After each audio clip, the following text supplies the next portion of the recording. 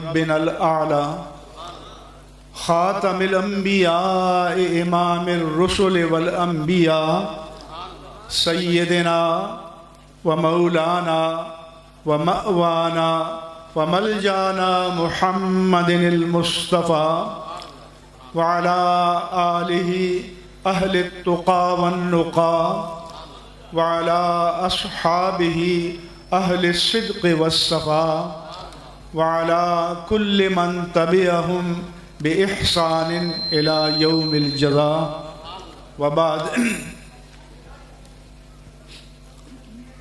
जामिया गौसिया महरिया कमरुल इस्लाम के मोहतमिम और इस आस्ताना आलिया के सज्जादा नशीन अल्लामा पीर मोहम्मद दुर्र अली जंढेर अल हाशमी साहिब ज़ीद मजदुहुम, साहिबजादा पीर मोहम्मद सकलैन अल हुसैन,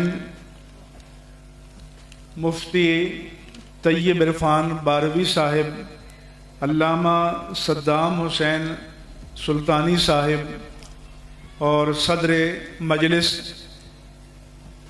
सज्जादा नशीन आस्ताना आलिया पीर बारू शरीफ हज़रत क़िबला पीर तरीक़त रहबर शरीयत ख्वाजा मोहम्मद हसन हसनी बारवी साहिब, ख़तीब अहले सुन्नत अल्लामा मोहम्मद फ़ारूक ख़ान सईदी साहिब। स्टेज पर मेरे दाएं और बाएं तशरीफ़ फरमा हज़रात अजिल्ला अकाबिर अफाजिल उलमाए किराम, मशाइख़ इज़ाम, पीरान किराम और इस इदारे और मदारिस अहले सुन्नत के मुआविनीन किराम और मुअज़्ज़ज़ हाज़रीन जल मजलिस, अस्सलामु अलैकुम व रहमतुल्लाहि व बरकातुहू। सबसे पहले ये गुजारिश है कि माशाअल्लाह आपने बहुत नारे लगाए। अल्लाह करे कि जितने नारे फ़ज़ा में तहलील हुए हैं उसका कोई 1% हमारे और आपके क़ल्ब में और रूह में जज्ब हो जाए। अब नारों की फरमाइश नहीं होगी, अपने जेबों को भी एक गिरा और लगा लें और मेरी गुजारिशात को तवज्जो से सुने। ये दीन क्या है, ईमान क्या है, तो अल्लाह तबारक व तआला ने इसे बै से ताबीर किया है, एक कॉन्ट्रैक्ट से ताबीर किया है। बै के माने हैं लेन देन करना, कुछ देना और कुछ लेना। अल्लाह ने कुरान करीम में फरमाया कि मेरा मोमिनों से यही ताल्लुक़ है। इन्नल्लाह अश्तरा मिनल मुअमिनीना अनफुसहुम व अम्वालहुम बिअन्न लहुमुल जन्नह। अल्लाह फरमाता है कि मेरा मोमिनों से सौदा हो गया है। वो फरमाता है कि उसने मोमिनों से उनकी जानों और मालों को ख़रीद लिया है और बदले में उन्हें जन्नत अता फरमाएगा। पहली बात तो यह है कि न हम अपनी जान के मालिक हैं, न अपने माल के मालिक हकीकी हैं। हमारी जान का मालिक हकीकी भी अल्लाह, हमारे माल का मालिक हकीकी भी अल्लाह। वो थोड़े अरसे के लिए, जैसे आप लीज कहते हैं, पट्टा कहते हैं, लीज पर उसने आपको जान दी है। किसी की उम्र 10 साल, किसी की 20, किसी की 40, किसी की 50, किसी की 60, हो सकता है किसी की 100 हो जाए।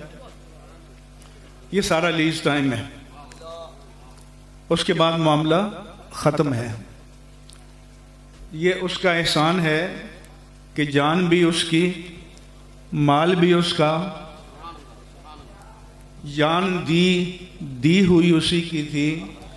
हक तो ये है कि हक अदा न हुआ, और वो जान दे और फिर फरमाए कि मेरे हाथ बेच दो,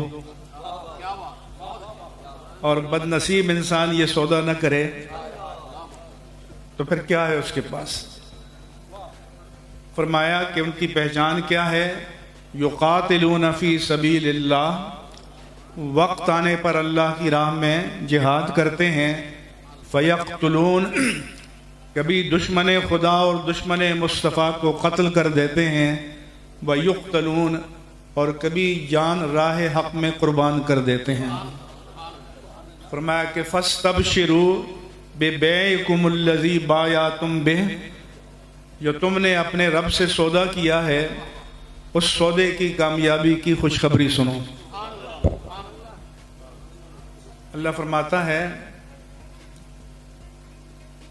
कि मोमिन वमिनन नास मन यशरी नफ्सहु इब्तिगा मरदातिल्लाह, बाज़ खुशनसीब ऐसे हैं कि जो अल्लाह की रज़ा के बदले में अपनी जानों को बेच देते हैं। लेकिन जान का मालिक अल्लाह, माल का मालिक अल्लाह कभी ये सोच नहीं सकते थे कि इस मुल्क में चौक में खड़े होकर कौम की बेटी कहेगी मेरा जिस्म मेरी मर्जी। लेकिन ये वक्त हम पर और आप पर आ चुका है और हम इसका सामना कर रहे हैं।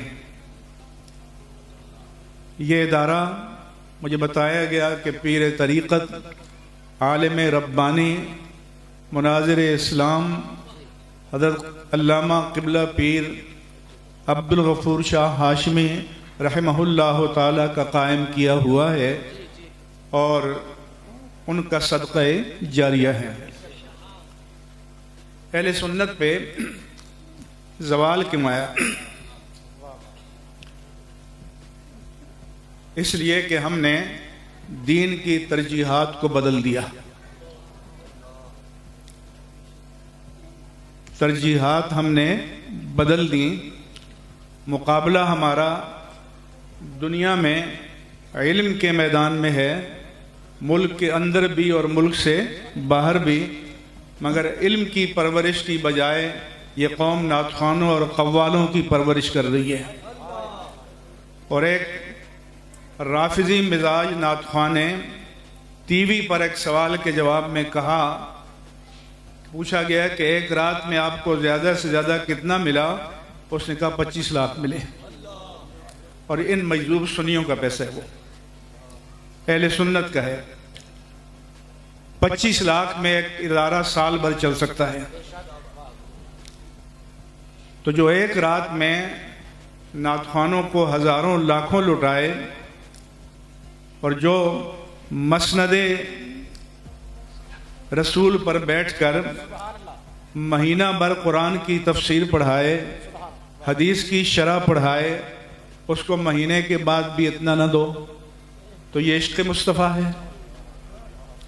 तो ये 2 नंबरी और 10 नंबरी इश्क़ मुस्तफ़ा है जिसको आपने इख्तियार कर रखा है और जिसकी वजह से यहाँ अपीलें करनी पड़ रही हैं। मेरे साथ एक सफ़र में एक दूसरे मसलक के आलिम बैठे हुए थे। मैंने कहा कि आप वसाइल कैसे जमा करते हैं? उन्होंने कहा हज़रत मुझे मदरसे वालों ने कहा कि तालिबात के लिए 10 कोचेस चाहिए। मैंने एक शोरूम वाले को टेलीफोन किया कि 10 कोचेस चाहिए तालिबात के लिए, रोज़ाना आमद व रफ्त के लिए। उसने अगले दिन मुझे फ़ोन किया कि 10 ड्राइवर भेज दें और 0 मीटर की 10 गाड़ियां ले जाएं। कहने लगे मेरे दफ्तर में साथियों ने कहा कि हुजूर आपने शुक्रिया भी अदा नहीं किया। उसने कहा कि शुक्रिया तो उसे मेरा अदा करना चाहिए कि कम अज़ कम ये पैसा तो हक़ के रास्ते में लग गया। तो हम तरक्की तब करेंगे कि जब आप खुद लाकर दें और शुक्रिया अदा करें कि हमारी कमाई में से ये पैसा अल्लाह की राह में कबूल हो गया। यही बे और सौदा दीन का है। इसलिए मैं आज बताना चाहता हूं कि बेअत किसे कहते हैं। तो बेअत बिक जाने को कहते हैं। जब तक बिके न थे कोई पूछता न था, तूने खरीद कर अनमोल कर दिया। तो पहली बेअत थी बेअत अलल इस्लाम।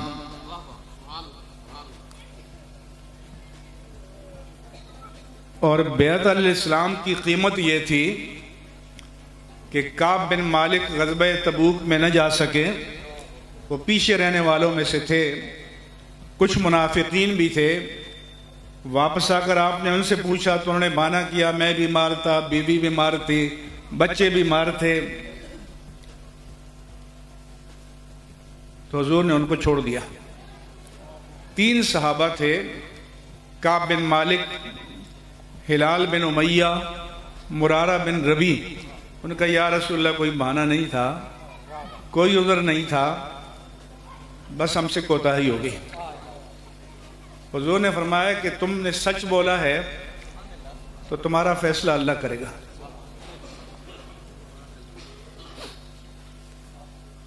कुछ दिन गुजरे तो पहले वो आते थे, साहबा से फरमाया कि इनका बाइकाट कर दूं, मगर मस्जिद में आने की इजाज़त थी।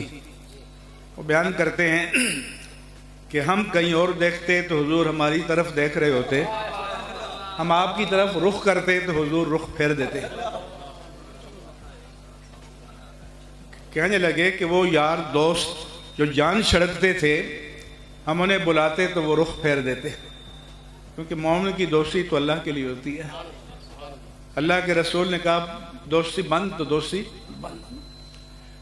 फिर हुक्म हुआ कि अब ये मस्जिद नबवी में भी नहीं आ सकते, अपने घरों में कैद हो गए। दो ने कहा कि हमारे कम से कम बीवी को इजाज़त दे दें कि खाने पीने का इंतज़ाम तो हो जाए। काब बिन मालिक कहते हैं मुझे ये भी हौसला न हुआ कि मैं हुजूर की खिदमत में अर्ज़ करूं कि बीवी को तो खिदमत के लिए इजाज़त दे दें। क्या इस दौरान में कैसर का एलची आया, काब बिन मालिक का पता पूछता हुआ उन तक पहुंचा और कहा कि हमें पता चला है कि आपके साहिब ने आपको छोड़ दिया है, आपकी तौहीन की है। तो कैसर तुम्हें दावत देता है कि आओ हमारे दरबार में, वज़ीर बनाएंगे, ओहदा देंगे, रिश्ता देंगे। तो काब बिन मालिक रोने लगे। किसी ने पूछा कि काब क्यों रो रहे हो? उन्होंने कहा मैं इसलिए रो रहा हूं कि एक काफिर ने मेरे बारे में कैसे गुमान कर लिया कि काब के ईमान को खरीदा जा सकता है। फिर कहते हैं कि एक दिन आया कुरान में, वाला सलासतिल्लज़ीना खुल्लिफू हत्ता इज़ा ज़ाक़त अलैहिमुल अर्दु बिमा रहुबत। और वो 3 जो पीछे रह गए थे, यहाँ तक कि ज़मीन अपनी वसअतों के बावजूद उन पर तंग हो गई। तो बुलाया कि भाई काब को बुला लो। काब आ गए, हुजूर ने बुलाया। तो काब बिन मालिक ने पूछा कि या रसूल अल्लाह, ये मुआफ़ी आपकी तरफ से है या अल्लाह की तरफ से? हुजूर ने फरमाया कि ये अल्लाह की तरफ से है। जबरील अमीन तुम्हारी तौबा की कबूलियत का पैगाम लेकर आए हैं। तो जो सच्चे मोमिन थे उनसे खता भी हो जाती तो तौबा की कबूलियत की सनद ऊपर से आती थी। फिर बेअत अलल हिजरत थी, फिर बेअत अलल जिहाद थी, फिर एक बेअत रिजवान थी जिसका जिक्र अल्लाह पाक ने कुरान में फरमाया कि लक़द रज़ियल्लाहु अनिल मुअमिनीना इज़ युबायिऊनका तहत अश-शजरा, कि अल्लाह उन कमो बेश 1400 सहाबाए किराम से राज़ी हो गया। ए प्यारे हबीब, जो दरख्त के नीचे आपके हाथ पर बेअत कर रहे थे। सहाबी अपना हाथ आगे बढ़ाते और हुजूर उनके हाथ पर अपना हाथ रखते तो कुरान ने फरमाया यदुल्लाहि फौक़ ऐदीहिम, कि देखने वालों की नज़र में उनके हाथ पर अल्लाह के रसूल का हाथ है, मगर दर हकीकत वो अल्लाह का हाथ है। उस बेअत में उस्मान नहीं थे, तो किसी खारिजी ने हज़रत अब्दुल्ला बिन उमर से पूछा कि बताओ उस्मान बेअत रिज़वान में थे जिसकी तारीफ़ कुरान में आई है? उन्होंने कहा नहीं। उसने बगलें बजाई तो हज़रत अब्दुल्ला बिन उमर ने फरमाया कि इधर आओ। जब सबकी बेअत हो चुकी तो हुजूर ने बायां हाथ आगे बढ़ाया और दायां हाथ ऊपर रखा, फरमाया कि हाज़िही बेअत उस्मान, ये उस्मान की बेअत है। और यदो रसूलिल्लाह ले उस्मान खैरुम मिन यदिही ले नफ्सिही, अगर उस्मान मौजूद होते, अपना हाथ बढ़ाते, तो हम कहते हैं कि सारी कायनात के हाथ एक तरफ और प्यारे मुस्तफ़ा का हाथ एक तरफ। कहा कि रसूलुल्लाह का हाथ उस्मान की बेअत के लिए आगे बढ़ा, जो उनके हाथ से करोड़ों खरबों दर्जे कीमती था। और बेअत हो रही थी क़िसास उस्मान की, कि खबर आई कि उनको शहीद कर दिया गया है।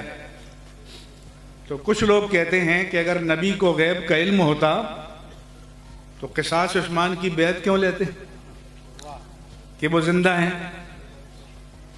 हम कहते हैं कि बेअत मुर्दों की तो नहीं होती, बेअत जिंदों की होती है। कि हमारे आका ने उस्मान की खुद बेअत ली, इसका मतलब है कि आपको मालूम था कि उस्मान जिंदा हैं, मगर आलम कुफर को पैगाम देना था। इसे सहाबी से पूछा गया कि ये जो आपने सौदा किया था अल्लाह के रसूल से, ये किस पर बेअत थी? उन्होंने कहा बायाना अलल मौत, हमने जान का सौदा किया था कि अगर अल्लाह और उसके रसूल को हमारी जान की ज़रूरत हुई तो जान कुर्बान करेंगे। फिर कुरान में एक और बेअत का जिक्र है, मोमिनात सहाबियात। इसलिए बता रहा हूँ कि आजकल भी आप बेअत करते हैं पीरों की। कोई एजेंडा होता है बेअत का? हाँ? कोई दस्तूर, कोई मंशूर, कोई TOR जिसको कहते हैं टर्म्स ऑफ रेफरेंस, कोई टर्म्स और कंडीशन, कुछ नहीं। बस मुरीद ने हाथ दे दिया, नजराना दे दिया, बेअत हो गई। मेरा रब फरमाता है कि या अय्युहन नबियो इज़ा जाअकल मोमिनातो युबायिनका, ए प्यारे हबीब, जब मोमिनात सहाबियात आपके पास बेअत करने आए तो उनको बता दें कि बेअत का एजेंडा है पूरा, बेअत का मंशूर है, बेअत का दस्तूर है। उनको बेअत की शराइत पेश करें। अला अल्लाह युशरिकना बिल्लाह, शिरक नहीं करेंगी। वला यसरिकना, चोरी नहीं करेंगी। वला यज़नीना, बदकारी नहीं करेंगी। वला यक़्तुलना औलादहुन्ना, और अपनी औलाद को इफलास के खौफ से कत्ल नहीं करेंगी। वला यअतीना बिबुहतानिन यफ्तरीनहु बैन ऐदीहिन्न व अर्जुलिहिन्न, और किसी पर बुहतान तराशी नहीं करेंगी। वला यासीनका फी मारूफ, और नेक काम में आपकी नाफरमानी नहीं करेंगी। ये 6 शर्तें कबूल हों, फबा ये हुन्ना, तो मेरी बंदियों की बेअत कबूल फरमा लीजिए। तो नबी बेअत लें और सहाबियात से बेअत लें तो उसका मंशूर कुरान बयान करे, उसका एजेंडा कुरान बयान करे। आज के पीर जो बेअत लेते हैं, कोई एजेंडा है? मैं इन बुजुर्गों की बात नहीं कर रहा जो यहाँ तशरीफ फरमा हैं, जो गजाली अज़मा के आस्ताना है। फिर जब आप बेअत करते हो तो उसके लिए कोई मेयार है? एक चपरासी दफ्तर में लगाना हो तो उसके लिए भी कोई क्वालिफिकेशन है कि कम से कम मिडल तो पास हो, फाइल को तो पहचान सके।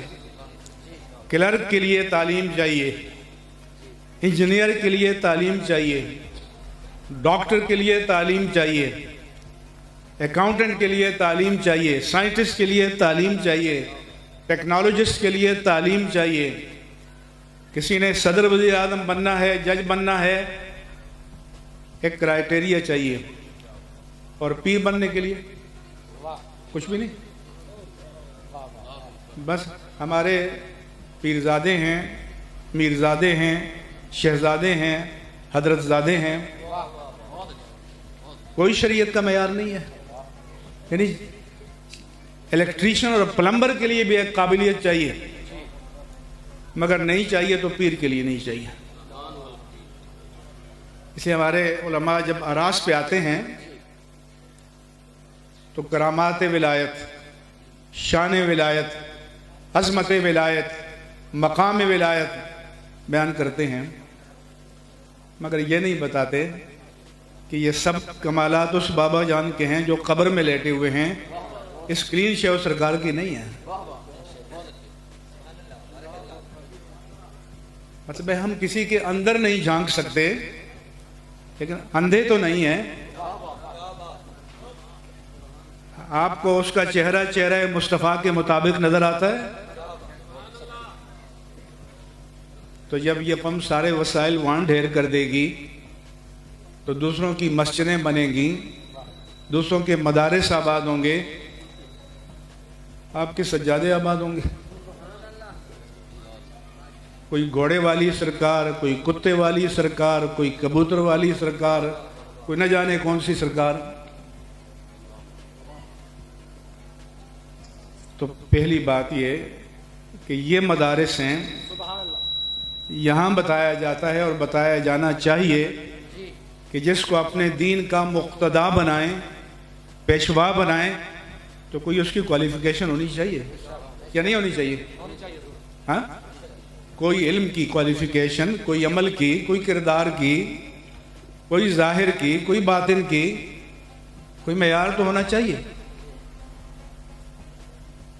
तो ये कौम, ये तो मजलूम है। आप लोग नाथखानों पर भी टूट पड़ते हैं नोट फेंकने, कवालों पर भी टूट पड़ते हैं। अभी मुझे कल एक साहब ने बताया कि एक साहब पहले मिलाद का जलसा करते थे, फिर राहत फ़तेह अली खान को बुला लिया और एक रात के 80 लाख रुपए दे दिए। ये इश्क़ मुस्तफ़ा है, ये तकाज़ा दीन है।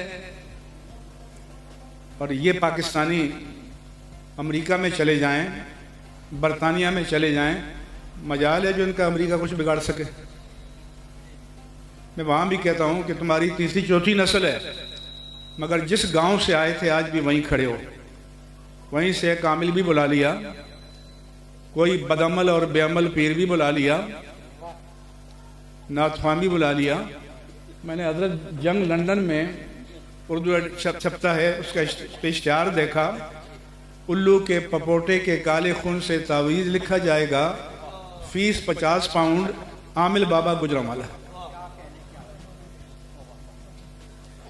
यहाँ हमारे नौजवान तरसते हैं कि हमें वहाँ पढ़ने का मौका मिले, जाने का मौका मिले, और जो वहाँ हैं वो टैक्सियाँ चला रहे हैं।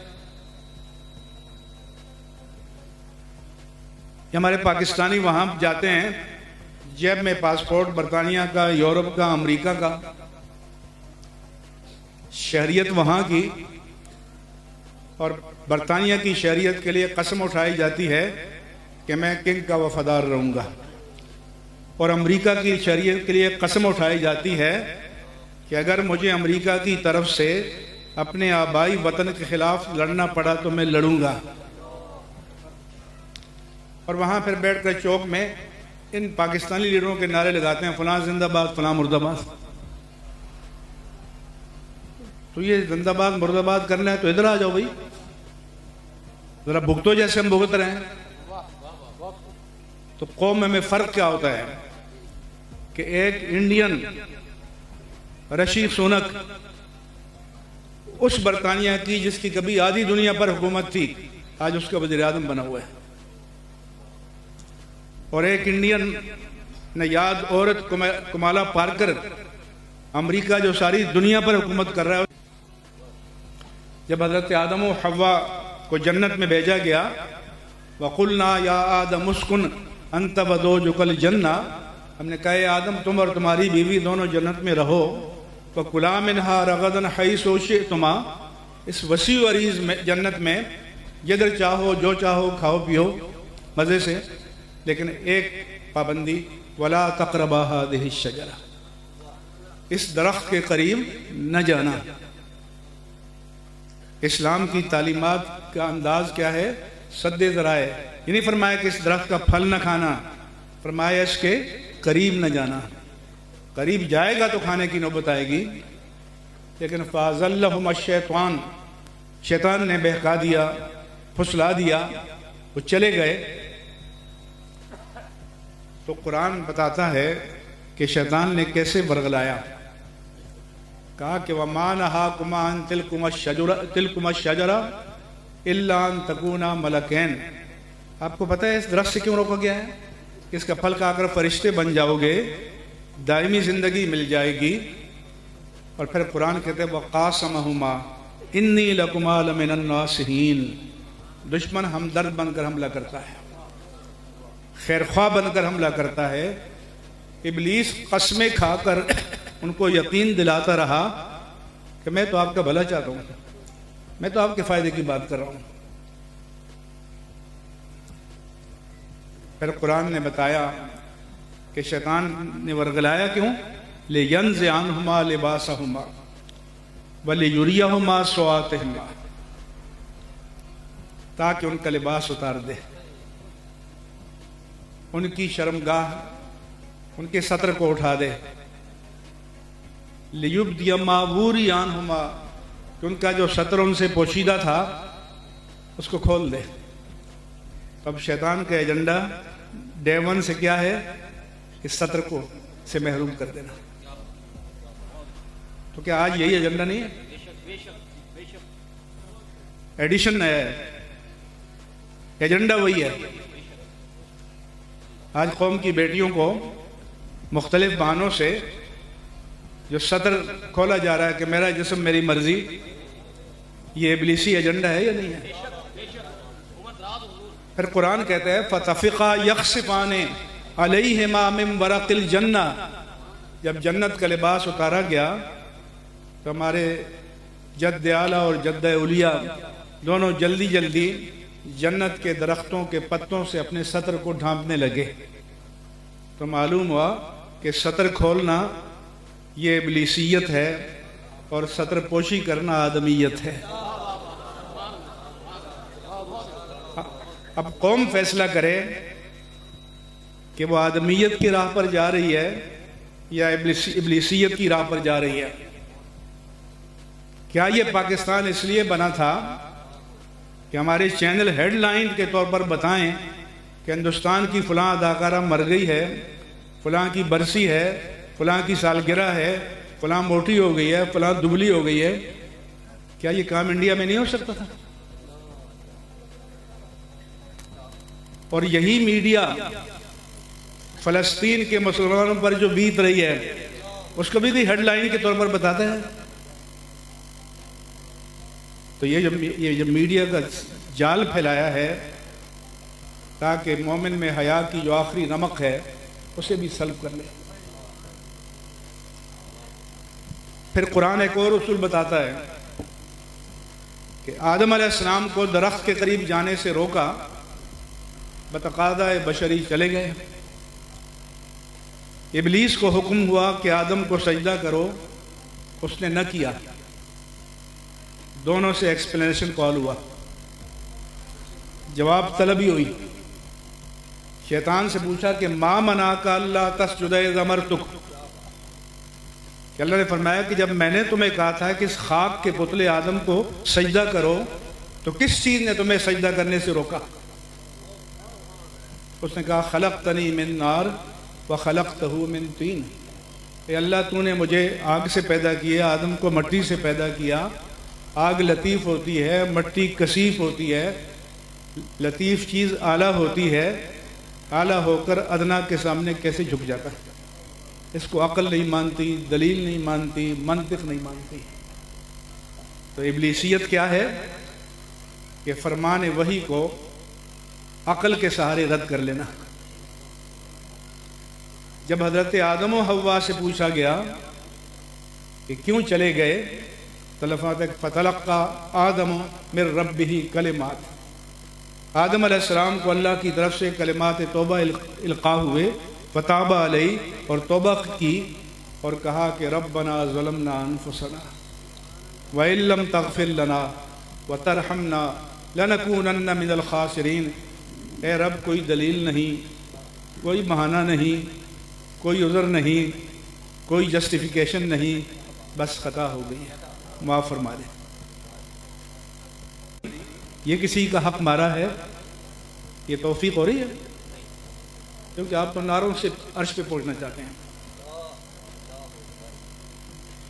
अगर नारों से काम चलता तो फिर आका तो साहबा के सामने थे।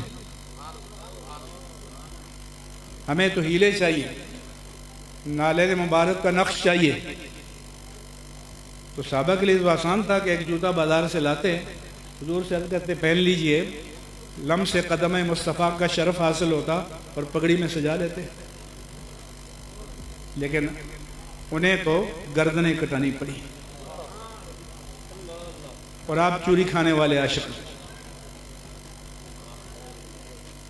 रब्बना ला तुआखिज़ना इन नसीना औ अख्ताना रब्बना वला तहमिल अलैना इसरन कमा हमलतहु अलल लज़ीना मिन क़ब्लिना।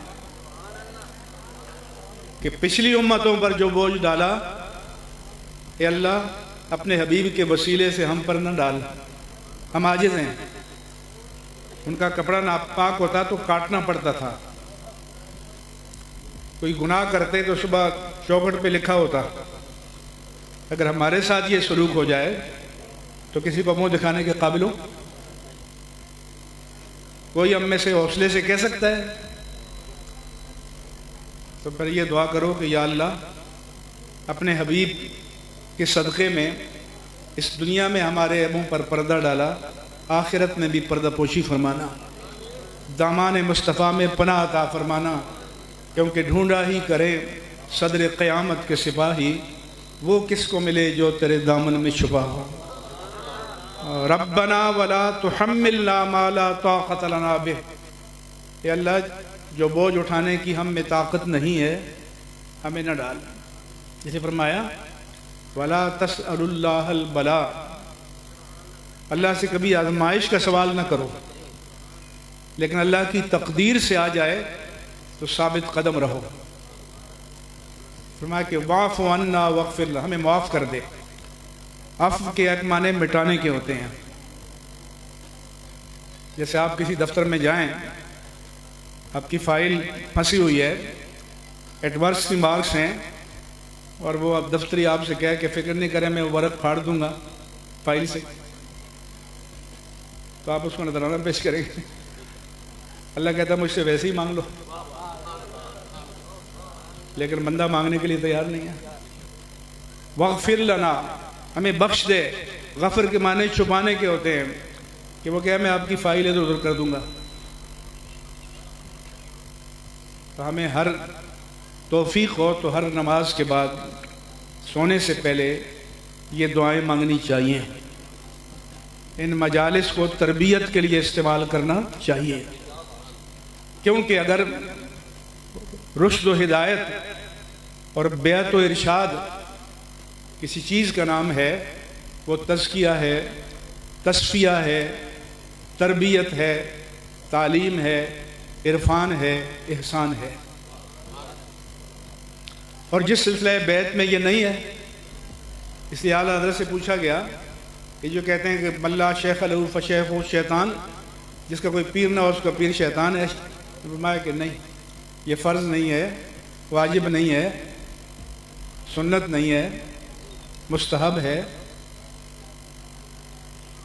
फरमाया कि अवाम का रहनुमा कलाम उलमा, उलमा का रहनुमा कलाम रसूल, और रसूल का रहनुमा कलामुल्लाह। शरीयत असल है, उस आस्थाने पर जाओ जहां आपको शरीयत की तस्वीर नजर आए। उस आस्थाने पे जाओ जहां पर आपको शरीयत की हाकिमियत नजर आए। अल्लाह से पूछा गया कि फ़लाँ साहब कहते हैं नमाज़ पढ़ने का कहा तो मैं तो वासिल हो गया हूँ, अब नमाज की ज़रूरत ही नहीं है। और मैं वासिल हो गया है लेकिन जहन्नम में हो गया, क्योंकि जब अल्लाह के रसूल इससे मुस्तस्ना नहीं है तो कोई और हो सकता है। कहते हैं, कुछ कहते हैं कि उलमा तो ज़ाहिर भी होते हैं, हम तो बातिन को में झांकने वाले हैं।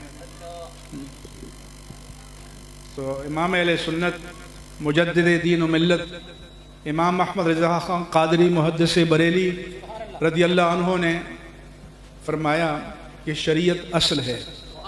शरीयत, ज़ोर से बोलो, शरीयत और तरीक़त उसकी फ़रा।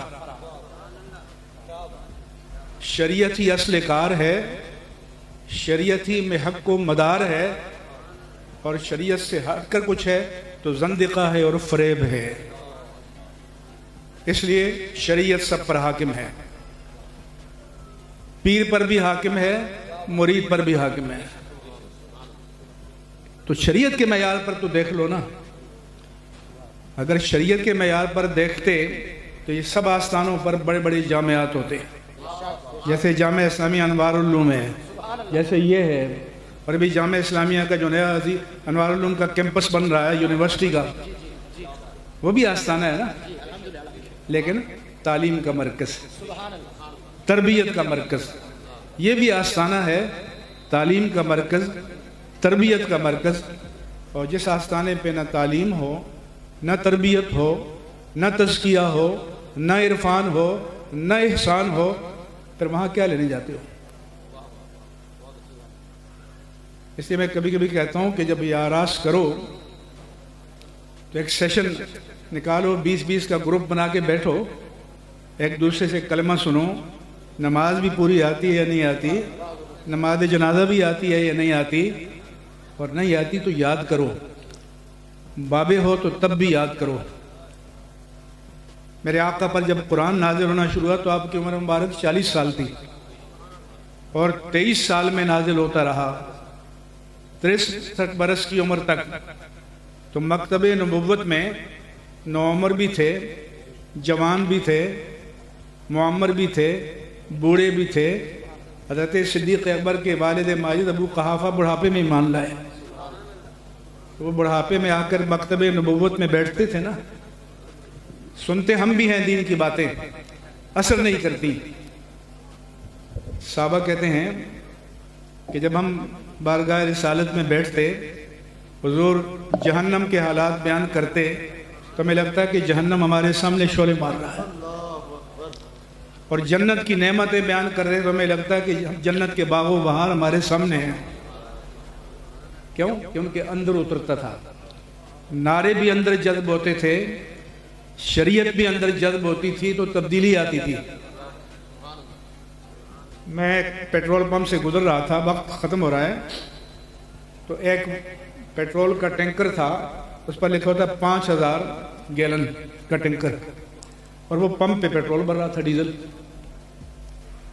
जो 5000 गैलन पेट्रोल अपनी पीठ पे लादे हुए था, वो पेट्रोल पंप से डीजल ले रहा था इंजन में। मालूम हुआ कि अगर ऊपर लादे फिरो, अंदर ना उतारो,